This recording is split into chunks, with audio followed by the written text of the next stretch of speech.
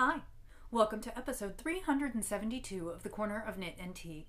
My name is Laura, and I'm also known as Fluffy Kara on Instagram and Twitter. I blog over at thecornerofknitandtea.com, where every episode show notes will be, and I have an Etsy shop called The Corner of Knit and Tea, where I sell my handspun yarns and knitting patterns. Hi, how are you? I hope that you are doing well. It is Monday, April 4th. I can hardly believe it's another month and we're a quarter of the way done with the year. Time just seems to be speeding up, even if the days themselves are a little bit long sometimes. I hope that you are doing well. I know that the world is in a constant state of flux and there are plenty of things going on to be concerned about. I am, but I also try and find some refuge in my crafting. And I have found that at least in the last month or two, my crafting mojo has kind of been high, and I am interested in knitting all the things.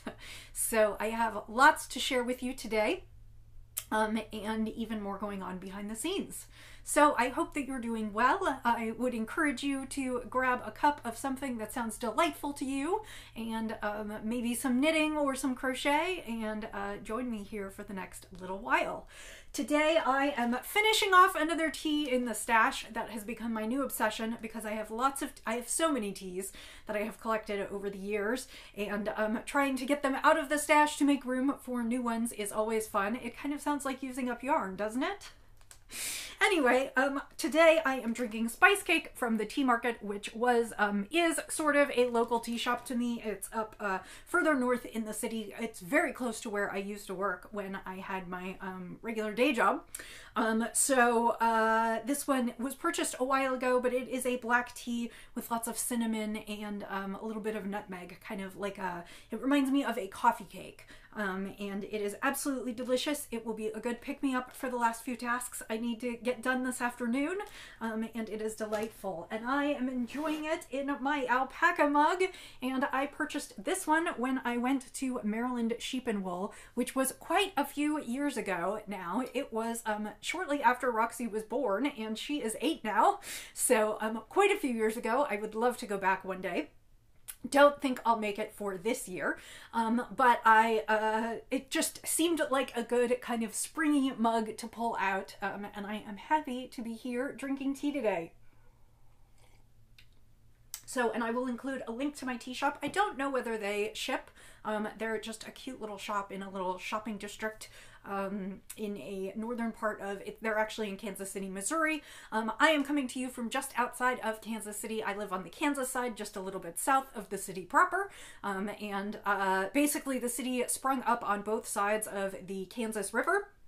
One side which is Kansas, one side which is Missouri.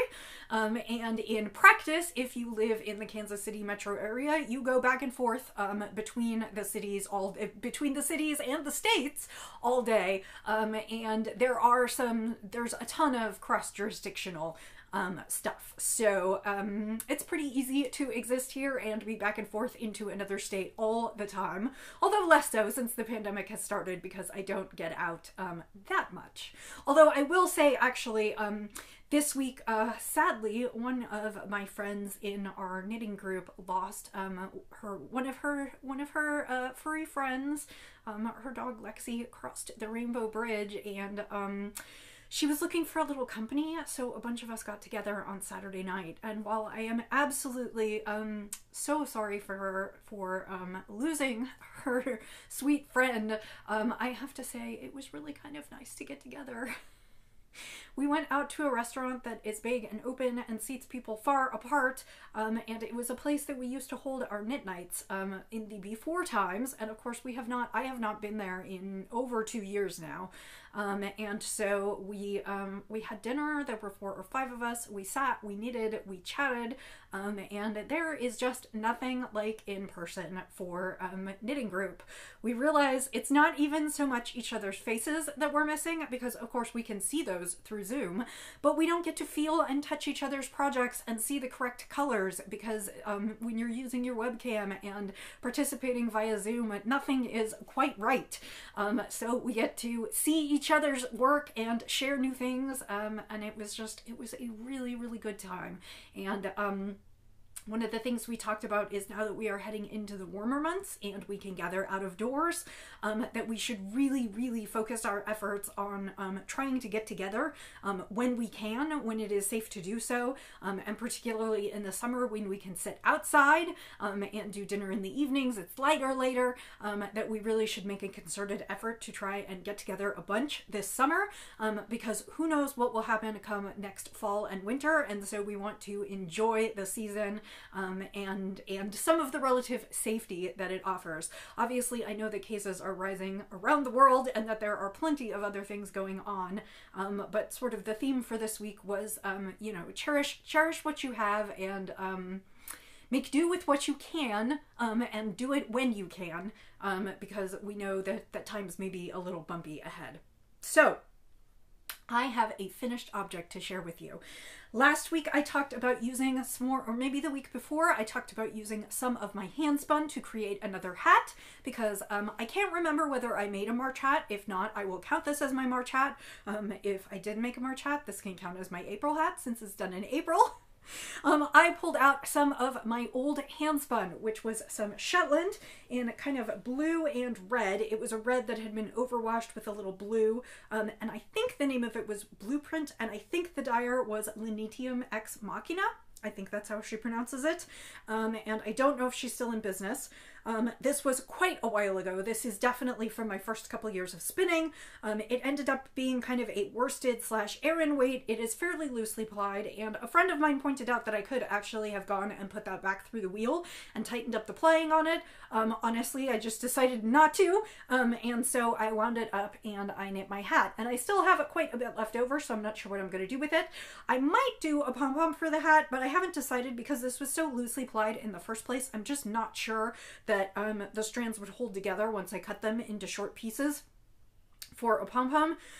So I haven't decided yet quite what I'm going to do with it. I may hold off and make some scrappy hand-spun hats when I get done with a variety of the other things that I'm using, so that I can use up lots of bits and bobs of hand-spun, much the way that I have been with my worsted weight scraps, but I don't know. But so suffice it to say, I used a chunk of the skein, and this is the hat that I made. This is called the Trumpeter's Toque. It is a pattern by Romy Hill, and the one thing I forgot to look at is I can't remember whether it is a pattern that I bought separately as a PDF or if it came as part of she did a book, an ebook quite a few years ago called The Great Oddments Stash Down, where she took single skeins and bits of skeins that she had in her stash and made a ton of different projects with them. And I would recommend it as an ebook because it has a ton of really fun patterns in it, and they're all for single skeins or partial skeins. So if you're looking for things, you might find something you like in there. I can't remember whether this was part of that or not part of that. I'll look it up and I'll deal with it in the show notes, so you'll be able to see where you can find it, because I do know that while I did technically use this pattern from Ravelry, because it was in, basically what I did was when I was looking for a hat pattern, I looked at all the patterns that were in my library on Ravelry. These days I do try and purchase from designers off of Ravelry, and I will say that Romy Hill has put all of her patterns in her store on her website. So if you cannot or do not wish to use Ravelry, you can certainly purchase her patterns from her website. The link in my show notes will be to the pattern on her website. Technically, like I said, what I did is I have bought tons of patterns over time, and my Ravelry library is bursting to the seams with patterns. And so when I'm looking for a new pattern to knit something, many times particularly a hat that I'm knitting for charity, many times what I will do is I will go search my Ravelry library and see if there is a pattern already in there for the weight of yarn or the object that I'm trying to make. And if so, because I purchased it in the past, I go ahead and use it. If I don't find what I'm looking for, then I go ahead and find something else to purchase, and generally try and purchase off Ravelry. So yes, I am straddling the midline, but I am sharing this information just because that is sort of how my process works. And so this is one that I bought several years ago, so that was why I chose to do it. But it is a nice cabled hat. It has some little bit of ribbing and textured stitches, and then these really nice cables. And of course, it's got a nice, neat, tidy top, which looks very lovely. I will say the only thing that I did that I'm sort of unsure on this hat is I followed everything this hat suggested, including that it used a knitted cast on rather than my long tail cast on. And I decided to try the knitted cast on because sometimes I do know that when I use the long tail cast on, if I'm not loose enough, even though it is kind of stretchy, sometimes it can be a little bit tight, and I wanted to see if I could do a more elastic cast on. Because the knitted cast on is not my usual cast on, even though I did it on needles 2 sizes smaller, my cast on is flaring a little bit, as you can see. And I think when someone goes to wear the hat, it will not be that big a deal. I also have not blocked this yet because I finished it last night and I wanted to be able to show you today, and if it was sopping wet I wouldn't be able to show you, and it is kind of an Aran weight wool, so it was not going to be dry yet. So I really liked the pattern. It was really easy to follow. It is both written and charted, and it made a really cute hat. On me it's a little bit slouchy, but on a male head it would probably be fine. And as you can see, I don't think the cast on flares that much, or if it does, it's also because it's around my glasses. I don't think it flares that much when on, but because the cables pull in, when it is not on, it does look a little bit flared. And again, that's because I followed the instructions, but my tension was probably not what it could have been. And then there's also just a little bit of garter on the round, in the round, and she does this so that if it curls under just a little bit, it curls under to the inside, which I thought was a really nice technique. So this was an easy hat. I enjoyed it. I probably used, this skein was about 230 or 40 yards, so I probably used around 180 yards. Would be my guess, but I will have to weigh it and see. But that is my finished object for this week, and another charity hat for the box once I block it. So the other 2 projects that I have going are longer term, and you have seen both before, but I continue to make progress on them. So the first is a blanket that I am knitting as a sample for Zen Yarn Garden, and it will actually be their blanket project for this coming fall. Each year they do a blanket knit along where it's a subscription, and you get some yarn every other month, and then there are also sessions where we craft together with the leaders of the tutorial, which I often do now, and go over the techniques and then build a blanket together. So I am this close to finishing my 3rd color. I think when I talked to you last week, I can't remember whether I had started it or was just getting ready to start it. And I am knitting the 10 stitch blanket by Frankie Brown, which is a free pattern. As far as I know, it's only available on Ravelry, but it is free. This is the pattern. So this is where I'm at. You can see my first 3 colors, and basically the way the colors go in this, one color always carries over to the next. So the center skein was kind of a purple and yellow, and then we went to a blue and purple, and now we're in a blue and orange, and the next skein is orange and red. The yarn that I'm using is Zen Yarn Garden, and this is their Nightshade Worsted. It is a superwash merino wool, and it is several strands, and one of the strands is black, which means it does not take the dye. That kind of is what determines the nightshade base, and then the other strands take the dye. This gives you a very marled looking yarn, even if you're not doing color combinations that almost look a little stripy. So this will be the next skein that I add on when I am finished with this tiny ball that is left. So I should finish this evening and start on the red one this evening, and again the color they have in common is orange, so hopefully that will transfer nicely. The 10 stitch blanket is called is aptly named because you are only working on 10 stitches at a time. So I only ever have 10 stitches on my needle, and I am knitting back and forth in garter stitch, and then on one end you attach to the work that you've already made. And there are a couple different ways to do this. I am doing it with a sort of a stockinette slip stitch, so you can see it. You can also just do a clean attachment where it looks more like 2 garter edges together. So I am working on this. I hope to finish this maybe by the end of this month. I have 8 balls. I have just about finished 3, and I'm starting the 4th this week. And I've been working on this for a few weeks, so I'm moving along at a nice pace, but I would like to actually even pick it up if I could and finish this by the end of the month. And I have nothing else to tell you. The blanket calls to be knit on a US size 9. I'm knitting it on a US 8. Not because I generally find that I am too loose, and these days I go down a needle size or 2. So when it said a US 9, I went ahead and used a US 8. I think you could use either. I don't know that it would drastically alter the final dimensions of the blanket, but I don't know what the final dimensions of the blanket are, and frankly, this pattern is more of a recipe than it is a, I mean, it does teach you how to produce a blanket that looks like this, but the pattern itself has no called for yardage, it has no stated gauge, etc. So blanket size can vary. I think I am really very much at the almost baby blanket stage of the game. I haven't measured, but it looks like I'm probably between 2 and 2.5 feet wide. And I am sure by the time I get one more stripe on there, it will be kind of a nice lap blanket or baby blanket size. I am going to keep going. Because I'm going to finish the yarn.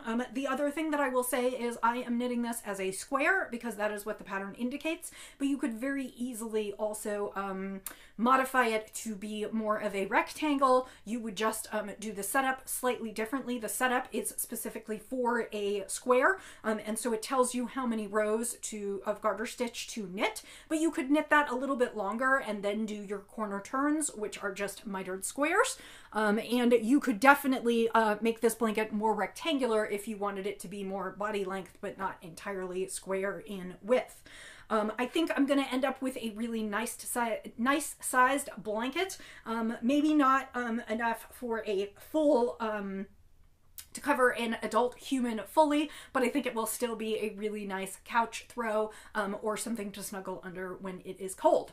So that is what I am working on, and hopefully I will be through another color by the time I see you next week and on to the color beyond red and orange, and I will share that with you next week. So hoping to get lots of good work on this done this week.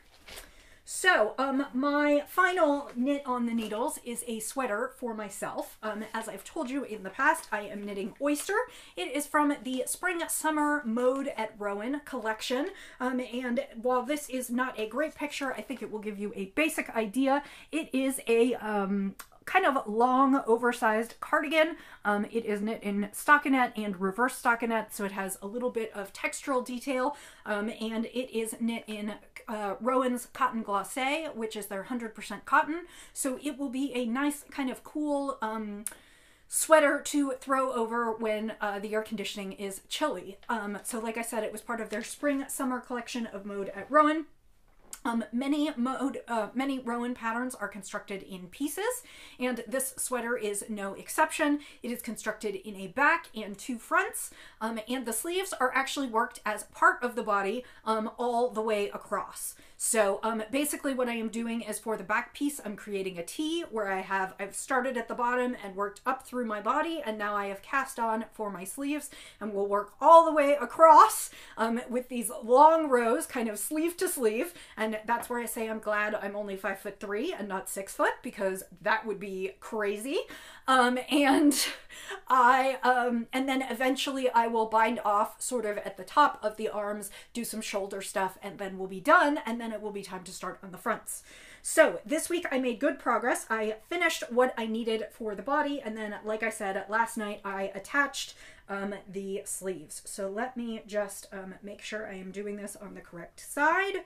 Okay, so this is what I have so far. So I am using, as I said, Rowan Cotton Glacé, which I have here. It comes in really tiny balls, and I got it from my Rowan flagship store, which technically is, well, technically it's not the closest Rowan flagship store to me, but it is a client of mine. It is called Sealed with a Kiss, and they have everything Rowan. So if you are looking to purchase Rowan products online, I would definitely give them a try. They have wonderful customer service.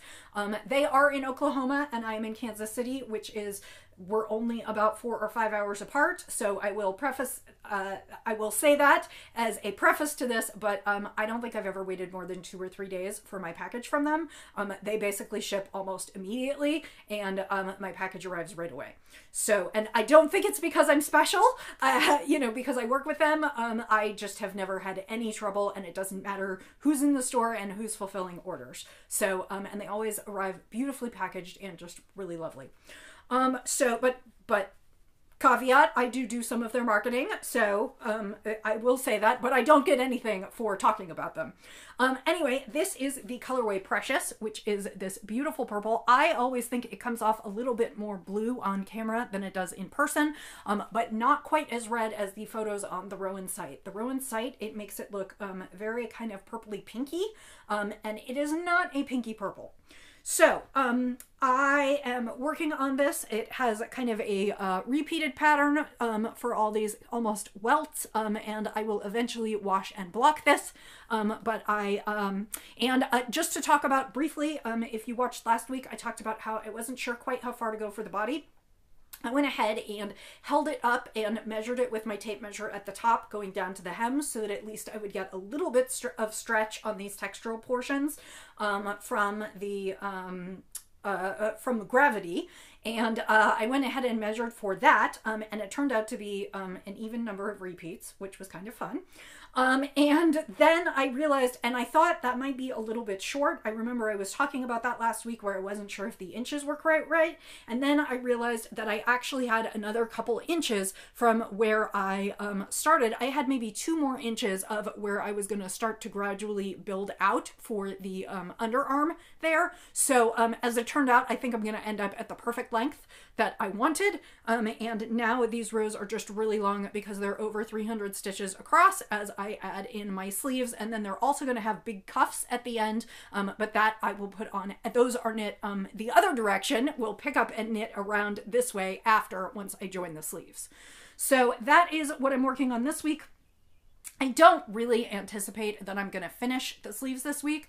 I possibly could, but I just don't know if I'm going to spend that much time on this. This, again, is a project for me, and I usually end up moving that a little further down the list than some of the other things that I am doing. Things that I am doing that I'm not sharing here if it doesn't look like I'm knitting enough, which obviously I don't really think you're judging me on that, but sometimes I feel like, ooh, I don't have a lot to share. Things that are going on behind the scenes. I am still knitting chicken feathers. And for those of you who've been following me for a while, you know that I work with a local artisan studio called the City Girl Farm, and we create chickens, chicken sculptures out of wool, felted wool and knit and spun wool, and I am a contractor for them, and so I am working on chickens, but we have been doing lots of black and white chickens, and just plain black and plain white, and it is not exciting, nor is it really interesting for me to bring to show you. Last week's were all garter stitch too, so they were beautiful, kind of wonky, a little arty hand spun with different, I love knitting even just in garter stitch because it shows the different ridges. I guess I'll bring it next time. Because when you're using yarn of different thicknesses, then it gives it a little bit of texture. It's not just straight garter stitch. So that is really pretty, but it's not super exciting, so I haven't brought it. The other thing that I am doing is Zen Yarn Garden sent me 24 of their new colors, and I have been creating little 4x4 swatches of all the new colors. So that is knitting that I have been doing behind the scenes, and that one I have not been sharing because I don't know when the new colors are going to debut, so I honestly don't want to give anything away. So I have just been quietly knitting up a swatch or two each evening, so I have plenty of knitting going on, but not always going into the projects that I am showing you. So that concludes the knitting portion. The spinning portion is going to be almost small so as to be non-existent because I have been spinning, but I have been spinning very slowly. I showed you last week, it was just in a ball, but I'm going to show you a full braid this week. This is the fiber that I am spinning now, or at least this is the second braid of the fiber that I am spinning now. I purchased this from Into the World. It is called Element Number 5, and it is an absolutely luxurious merino yak silk blend. And there is 20% yak and 20% silk, 60% merino, so it is absolutely luscious. This fiber wants to spin super, super thin. So I have been taking my time with it and enjoying it. And actually I had bought the 2 braids because I thought I might do something with the 2 braids together. And then I pulled out the first braid and thought, no, it's okay. I'll spin it for the shop. And then as I started spinning it, I decided that I actually wanted to leave the colors as they were and spin straight through. I didn't want to muddy it up by worrying about whether these brighter sections would ply with these bluer sections. And so I'm spinning it straight through as one whole braid, which meant that I thought originally maybe I would chain ply that. And then I decided that ultimately what I wanted to do was I wanted to spin the two braids together. So I don't know whether this is going to go in the shop or not. I can't decide. We will see what it becomes when it finishes. I also can't decide precisely how I'm going to spin this braid. I haven't decided if I'm going to spin this one straight through as well. I don't know if they match up because, of course, I didn't look beforehand. So for instance, I don't know if I can spin this one straight through and then apply the two together and basically get preservation of those colors as they are, which would be lovely, but it might be too late for that. The other thing that I have thought about doing is that I could divide this braid in half lengthwise and then basically do kind of a larger fractal spin. And so that might be the direction that I'm leaning, because I think what will happen is some sections will overlap in the fractal spin. So some sections will be 2 plies of blue or 2 plies of pink, red, and orange. And then some sections will overlap, which I think is fine. It will also create, I'm hoping, quite a bit of yardage, because of course, since I'm using 8 ounces, it will create an 8-ounce skein. And my hope is that would produce 500 or 600 yards. That would be, well, let's see, I usually produce between 300 and 350. So my hope is that I would produce between 600 and 700, maybe, yeah, between 600 and 700 yards of a 2-ply that would be beautifully used for a larger project like a shawl or the yoke of a sweater or something like that. And I can't decide if then I want to knit it or if I will put it in the shop. So I don't know yet. If you have interest in it, you are welcome to reach out to me and we can discuss. I will tell you, I went back and looked at the price on what I paid for these braids because, well, let me talk about this. For those of you who look at my hand spun in my shop, because of the way well, okay. I am not a dyer, and so and I also am a very small business. Mostly I just spin out of my stash and then put what I want to up in my Etsy shop.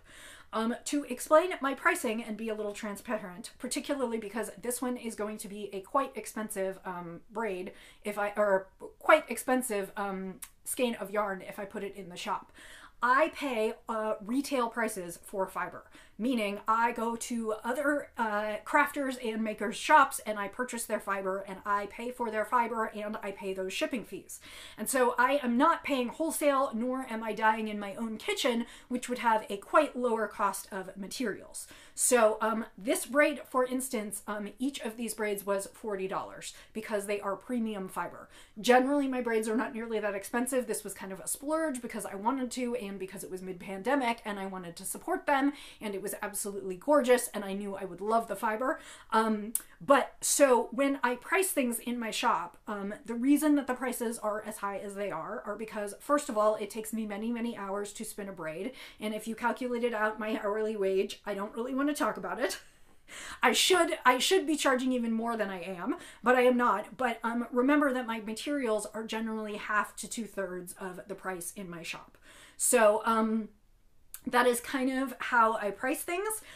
Most of the reason that I price the way I do is not to undercut anyone who is charging more, but because this is mostly my hobby. I am certainly not perfect at spinning, and what I am doing is, to me, if I sell a braid of hand spun in my shop, it gives me some money to go buy another braid and then just a little bit of money for myself.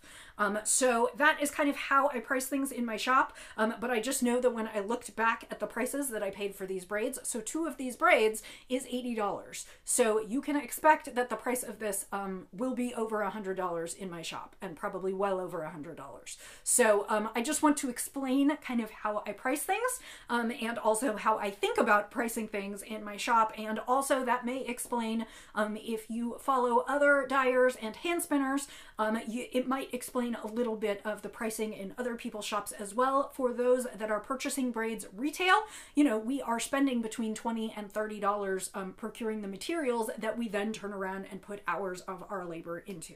So I just wanted to share that, so you know, you aren't surprised when that comes up. And if it looks like it's very expensive, it's because it is very expensive. The materials are good quality, and of course I put a lot of time and care into them.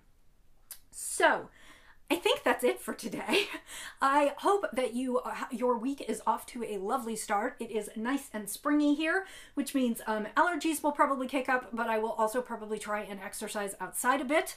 And the trees are greening up, and it's definitely spring. And like I said last week, that's just kind of a breath of fresh air this year.